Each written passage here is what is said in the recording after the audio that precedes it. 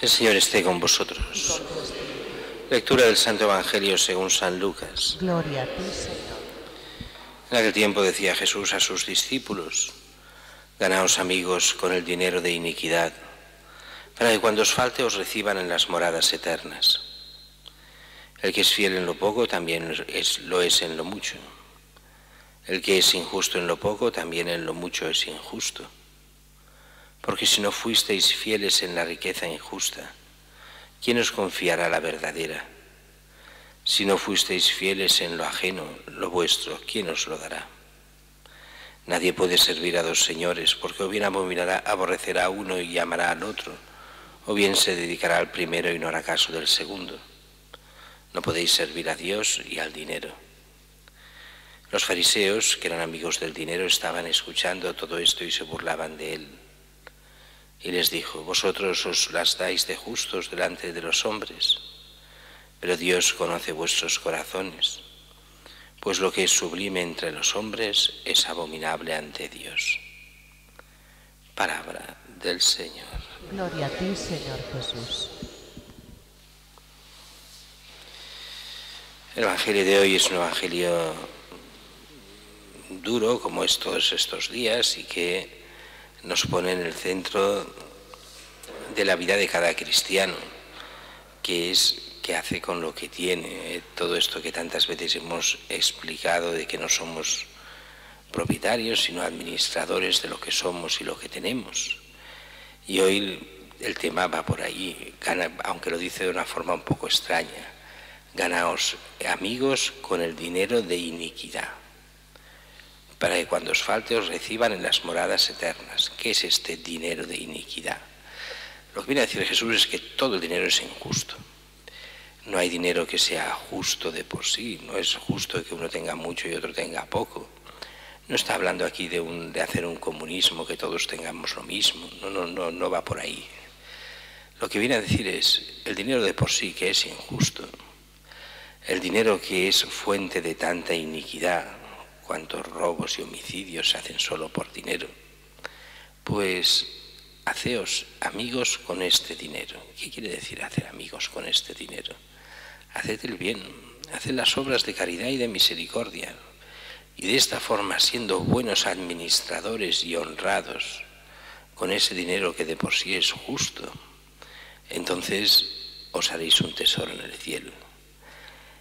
El que dice aquí: así cuando os falte el dinero, cuando nos faltará el dinero, cuando nos muramos, allí ya no hay dinero, os recibirán en las moradas eternas. Si con el dinero ha servido para hacer el bien, entonces tiene sentido. Si ha servido solo para nosotros o para acumularlo, para cada uno, para hacer lo que le dé la gana, ya ha recibido aquí su recompensa. ¿Para qué ir al cielo si no ha hecho nada para entrar? Dice entonces Jesús: el que es fiel en lo poco, también en lo mucho es fiel. Y esta frase es una frase que a muchos les cuesta de entender, porque ¿qué entiende Jesús por lo poco? El dinero. El dinero es lo poco. ¿Qué es lo mucho? La vida eterna. Si en el dinero no somos capaces de ser honrados y de hacerlo servir para aquello que Dios quiera, ¿creéis que Dios os va a dar aquello que os debería tocar si nos toca? Nos debería tocar, si hacemos el bien, pues la vida eterna, que es lo mucho. Pero si no somos fieles en lo poco, Dios no nos dará esa vida eterna, que es lo mucho. Y eso cuesta a muchos de entenderlo, porque para muchos lo mucho es el dinero. Lo poco es la vida eterna. La vida eterna se da por descontada. El Señor, con que es, entre comillas, tonto para algunos, pues ya nos lo dará todo. Y yo aquí puedo hacer lo que me dé la gana. No. Es que si no eres fiel en lo poco, en el dinero, en tu vida, en las cosas de cada día, en el ser buen administrador, en el hacer el bien con lo que tienes y eres, es imposible que entres en la vida eterna. Si no fuisteis fieles en esta riqueza injusta, ¿quién os confiará la verdadera? Si no fuisteis fieles en lo ajeno, el dinero, lo vuestro, ¿quién os lo dará? Y lo vuestro sea salvación, pero ya no es vuestra, no os la veis. Ya el Señor no la quiere dar. Si no se es fiel en las cosas pequeñas, perdéis lo que es vuestro, esa esperanza en la vida eterna. Y así es claro el Señor. Ningún siervo puede servir a dos señores. Aborrecerá a uno y amará al otro, se dedicará al primero y hará caso al segundo. No podéis servir a Dios y al dinero. Cuando el dinero se pone a nivel de lo más importante, Dios queda fuera. Por eso hemos de poner a Dios en el primer lugar, para que el dinero, las posesiones, lo que tengamos, lo que somos, lo que hacemos, quede en su sitio, por debajo de Dios y al servicio de la voluntad de Dios. ¿Y qué es lo que pasa? Lo oye mucha gente, lo oyen los fariseos y se burlaban de Jesús. ¡Ay, qué tonterías! Si lo único importante es el dinero. Eso pasa también hoy, en muchos casos. Cuando se desprecia el dinero diciendo, bueno, no es lo más importante, mucha gente se escandaliza, porque para muchos el dinero lo es todo. Y no por el dinero en sí, sino por todo lo que da el dinero. Y convencidos de que es lo más importante de esta vida. Claro, siendo así es imposible estar con Dios, es imposible la fe, porque Dios, o sea, yo paso a ser Dios y todo es válido para conseguir mis fines y sirvo al Dios Mamona, al Dios del dinero. Y así, ante estos fariseos, dice Jesús, vosotros los dais de justos ante los hombres, pero Dios conoce vuestros corazones, y aquello que para vosotros es sublime, las riquezas, el lujo, es abominable ante Dios.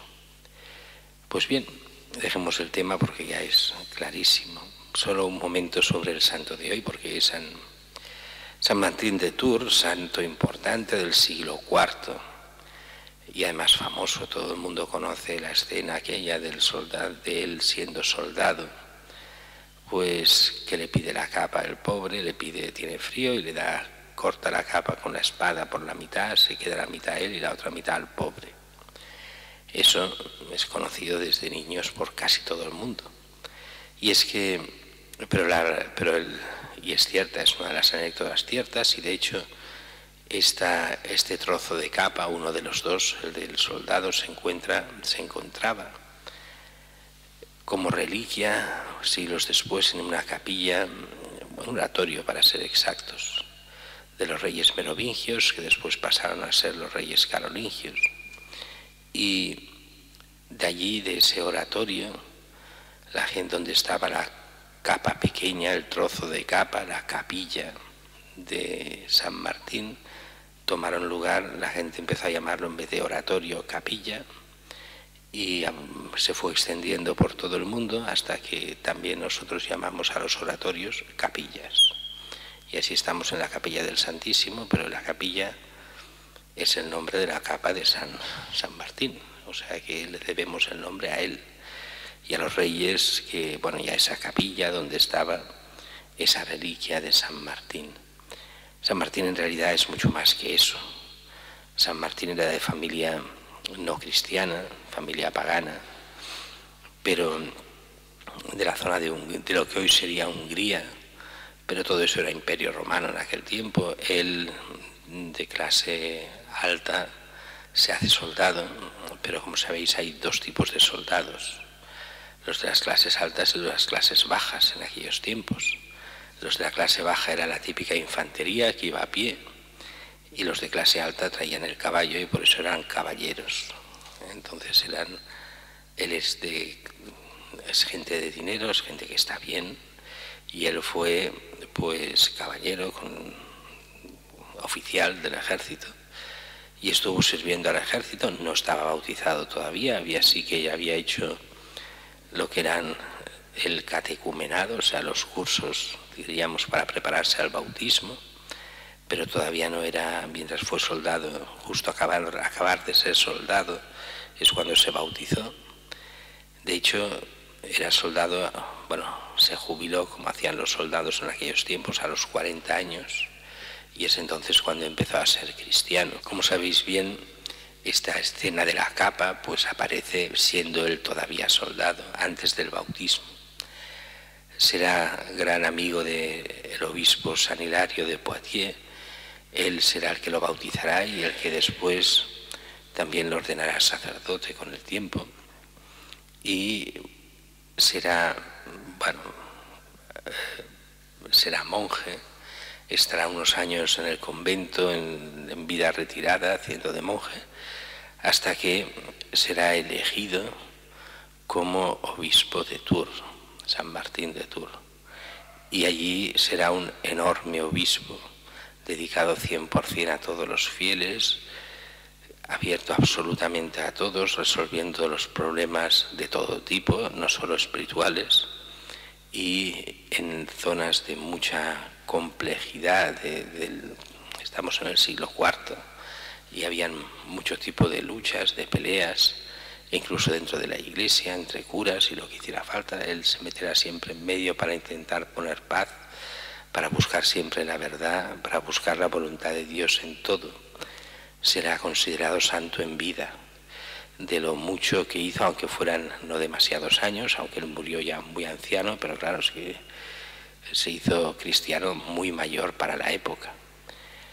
Fue uno de los grandes santos que murió en honor de santidad, cuando ya estaba casi agotado. Otro lío que hubo entre sus curas, tuvo que ir a arreglarlo y ya no pudo volver, murió por el camino de vuelta, cuando ya estando absolutamente agotado, sin fuerzas, aunque él tuvo este don de ya ver antes cuando él moriría.